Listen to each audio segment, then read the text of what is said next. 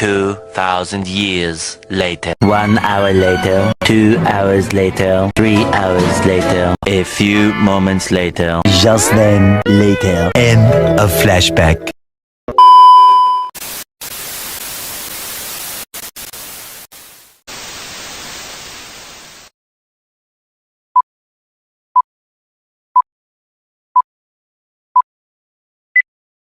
Assalamualaikum warahmatullahi wabarakatuh. Perkenalkan, nama saya Navinda Chelsea Al-Jazira, NPM 22401081121, Manajemen Universitas Islam Malang. Di sini saya akan menyampaikan tentang pesan moral dalam hak asasi manusia. Hak asasi manusia, 3 kata yang sering kita dengar, tapi pernahkah kita benar-benar memahami makna mendalam di baliknya? Pernahkah kita bertanya pada diri sendiri, apa artinya memperlakukan orang lain sebagai manusia seutuhnya? Hari ini kita akan membahas tentang pesan moral yang terkandung dalam hak asasi manusia. Bukan hanya soal hukum atau kebijakan, tapi tentang nilai-nilai kemanusiaan yang seharusnya menjadi bagian dari kehidupan kita sehari-hari. Ada banyak kisah di sekitar kita, anak-anak yang tidak bisa sekolah, pekerja yang diperlakukan tidak adil, hingga perbedaan yang dijadikan alasan untuk membenci. Ini bukan hanya masalah sosial, tapi juga masalah moral. Video ini akan mengajak kamu untuk merenungkan bagaimana seharusnya kita memperlakukan sesama manusia dan apa peran kita dalam menjaga hak-hak tersebut, bahkan dalam hal-hal kecil sekalipun. Pengertian HAM dan nilai moral yang terkandung. Asasi manusia adalah hak dasar yang dimiliki setiap manusia sejak lahir. Hak untuk hidup, untuk berpendapat, mendapatkan pendidikan, perlindungan hukum, hingga kebebasan beragama. Namun, lebih dari itu, HAM adalah tentang menghargai martabat manusia. Dan disinilah letak pesan moralnya, bahwa setiap manusia, apapun latar belakangnya, punya nilai yang sama. Pesan moral dalam HAM. 1. Kemanusiaan yang adil dan beradab.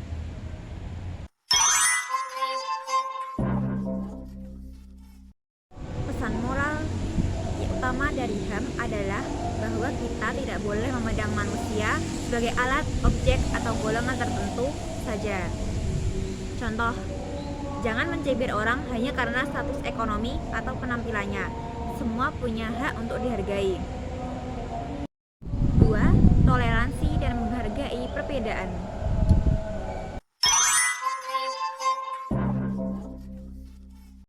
HAM mengajarkan bahwa perbedaan bukan alasan untuk membenci. Contoh, kita bisa beda agama, ras, atau cara berpikir, tetapi tetap hidup berdampingan dengan damai. 3. Empati terhadap sesama.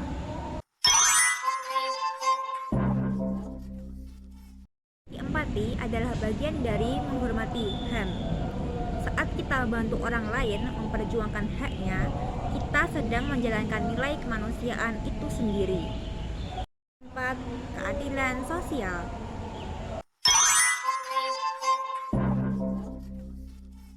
Menuntut kita untuk peduli pada keadilan. Bukan berarti semua harus sama, tetapi setiap orang berhak mendapatkan kesempatan yang adil. Realita pelanggaran hak asasi manusia dan apa yang bisa kita lakukan.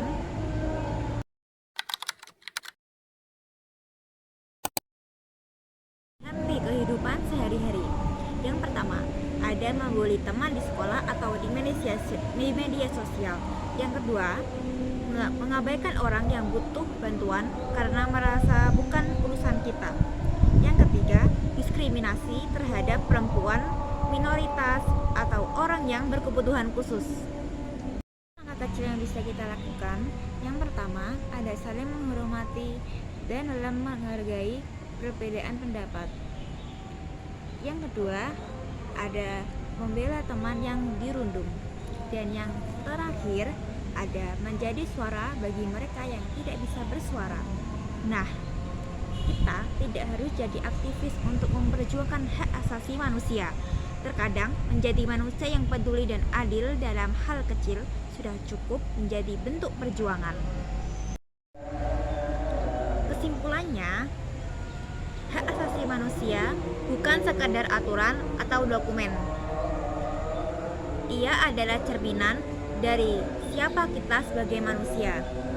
Pesan moral yang terkandung di dalamnya adalah panggilan untuk tidak hanya hidup untuk diri sendiri, tapi juga untuk orang lain. Mulailah dari hal kecil, berbicara dengan sopan, menghormati pilihan orang lain, dan berdiri untuk kebenaran meski itu tidak populer. Karena dunia ini akan menjadi tempat yang lebih baik bukan karena banyaknya hukum, tetapi karena banyaknya manusia yang sadar akan kemanusiaan. Sekian dari saya, mohon maaf apabila ada salah dalam kata. Wassalamualaikum warahmatullahi wabarakatuh. Aku tahu kamu hebat, namun selamanya diriku pasti berkuda.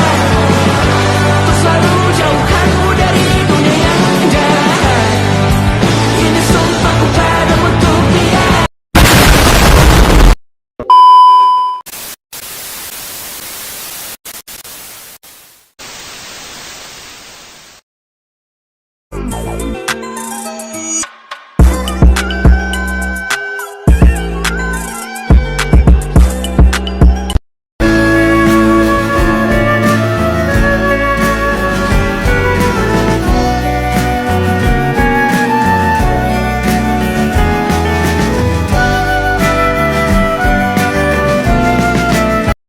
Video ini akan apalah kecil yang bisa kita lakukan